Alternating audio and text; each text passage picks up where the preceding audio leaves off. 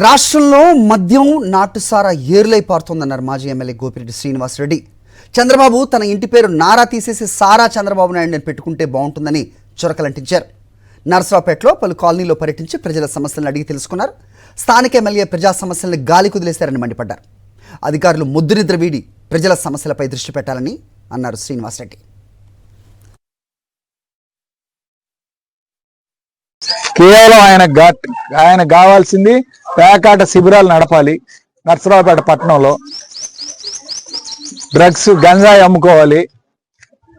అట్లానే బెట్టింగ్ రాయిళ్ల దగ్గర వాళ్ళ ఏజెంట్ 50 లక్షల రూపాయలు కలెక్ట్ చేశాడు. మందు కూడా లిక్కరంగా మందు ఏర్లై పారుతా ఉంది. అది ఇంకా నారావారి సారా. ఈ నారా ఇంటి పేరు తీసేసి సారా చంద్రబాబు నాయుడు అని పెట్టుకోవాలి.